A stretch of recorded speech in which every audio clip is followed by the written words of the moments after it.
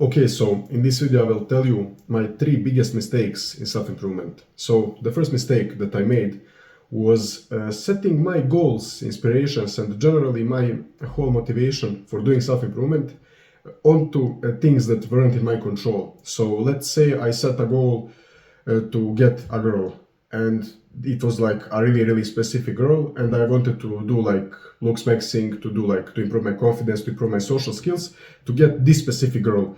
And that girl rejects me because there wasn't really anything that I could do regarding me to make her like me more. So setting goals like this can really demotivate you because it's fully out of your control, and sometimes even setting outcome-based goals for business can be demotivating like this, because if you set a goal to get to 10K a month but you aren't really sure how to do it, and you aren't sure what to do exactly to get there, it can be really demotivating because it gives you the anxiety of not knowing which path to take, which will give you better chances, and how to actually achieve that. So I think that this was one of the biggest mistakes that I made in my self-improvement journey, like setting these goals that aren't fully in my control. A much better approach to this is actually setting goals that are fully in your control. So instead of setting like a goal to be in 2 years from now doing 10K a month, you should set a goal of doing like 100 outreaches per day, every single day, recording one video for a social media app every single day, doing free trials for people every single month for like 4 people, to just start taking action as much as possible to get the ball rolling, because this is the compounding effect that will after some time give you insane results.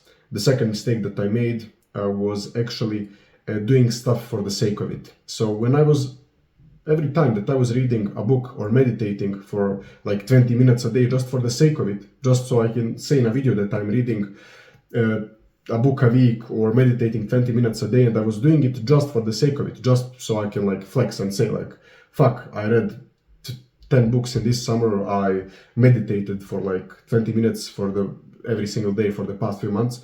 Doing stuff in this way is not really productive nor useful, because when you are reading a book just for the sake of it, you are not gonna remember 10% of what you would remember if you read it because it was interesting to you and you really needed to read it for some reason. So let's say there was a few times that I needed to read a specific book to solve a specific problem. So 2 months ago I needed to solve a problem for getting leads for my business, and at that time Alex Hormozi released his book $100 Million Leads, and it was perfect. Like, I needed that kind of a book to read it immediately so I can start making progress to the my biggest bottleneck of my business at the time.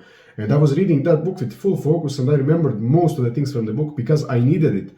But when I was reading a book like 0 to 1 by Peter Thiel, which is a great book by the way, but I was reading it just for the sake of it, I didn't really care. Right now, if you ask me to say 3 things from that book that I read last year, I can't remember anything. I can't remember a single thing that he wrote there. So that's unfortunate. It's basically a waste of time if you are reading books for the sake of reading, because I forgot everything, because I didn't need the information from the book and I didn't care, so I forgot. And the third mistake that I made in self-improvement was probably, so I'm thinking about that right now, I didn't really script this video, I'm just talking from my head. The third mistake was probably sometimes focusing on quantity over quality, especially in business. So on this YouTube channel you can probably see that I have made over 600 videos, but the channel hasn't grown too much. Like, it's fair growth, it's a fair size of a channel, but it could have gone much further if I focused on producing like 2 or 3 quality videos per week instead of recording every single day these kinds of videos. Even though I provide a lot of value in these kinds of unfiltered videos, which I didn't even have the script or the title or anything for this video, I just sat down 20 minutes ago and said I'm gonna record like 3 or 4 videos right now to schedule for the next week. I didn't have any kind of plan for that. I just sat down and said like, fuck, let's record, and I got a few ideas that I can make the videos for, and later I will just make a random title and put random pictures as thumbnails. So even though I provide good value in these videos, it's not the good path to growth. The video needs to have a structure, like the hook, the main thing in the video, like why people need to watch it, like the value, the controversy, the full script almost, and obviously the editing, something to make the video entertaining, and obviously cutting out the times where I fuck up because I can't really speak perfectly English. I mean, anyone can't speak perfectly, so they edit their videos, obviously. That's why editing exists.